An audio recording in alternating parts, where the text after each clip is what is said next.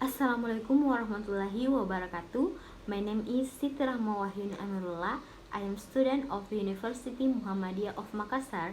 In this video, I want to explain my material in Language Learning Assessment 2, and my material is Chapter 2, Part D, Criteria of Test, and Part E, Test Technique. Keep watching. And Part D, Criteria of Test. Language testing is a form of measurement just as we weigh carrots. So we test reading comprehension or speaking performance to determine to what degree test abilities are present in the learner.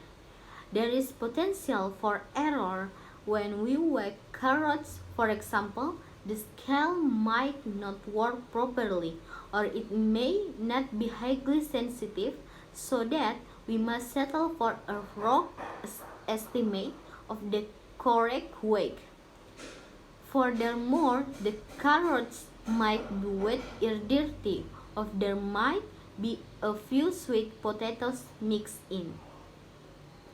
And in either case, our measurement might be inaccurate. In the same way, tests of language abilities may be inaccurate or unreliable, in the sense that repeat measurements might give different results. They may also be invalid in the sense that other abilities are mixed in. Our test of reading comprehension on closer examination may turn out to be a test of grammar or vocabulary, or at least a few such items may be mixed in. And number 3, discrimination. An important feature of good test, it is supposed to discriminate among the different learners on the reflect the differences in the performance of the individuals in the group. To find out whether has a discrimination power, the test is first tried out on representative sample of students. The results of the test are then examined to determine the extent which it discriminates between individuals. The extent of the need to discriminate will vary depending on the purpose of the test. And number 4, administration. A test must be practicable. In other words, it must be fairly straightforward to administer. The length of time available for the administration of the test is frequently misgauged, especially if the complex text consists of a number of subtests. In such case, sufficient time might not be allowed for the administration of the test. The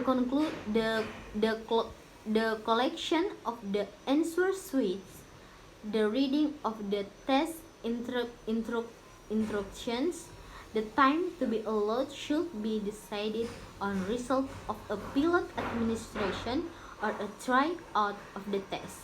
Another practical consideration concerns the answer sheets and the steps used. Some tests require the testers to enter their answer on the actual question paper, and that way it reduces the speed of the scoring and prevents the question paper from being used a second time. Some others record the test to answer the items in a separate answer sheet. In this way, possible error or confusion will arise from the mental transfer of the answer from the context of the item on the question paper to the answer sheet, especially, for example, if the items are numbered vertically on the question paper and horizontal in the corresponding answer sheet. To come to the point, the criteria discussed above are frequently neglected by the teacher when conducting their own tests because the teacher might not be equipped with sufficient knowledge on how to construct good tests. They also might not have sufficient time as well as proper payment to do so. And part E, test technique. In every case, it is important that tests reflect the actual teaching and the course being followed.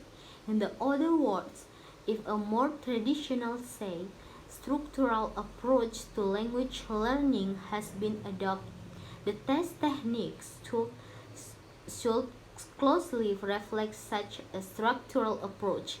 If, on the other hand, a communicative process, the text technique should be based on the types of language tasks practiced in the learning program.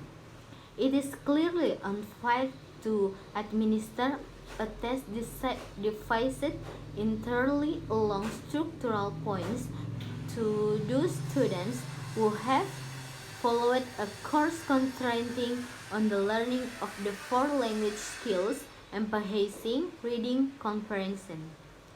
More especially, the decision to choose a certain test technique to assess certain language skill or element should be based on the learning activities that have taken place.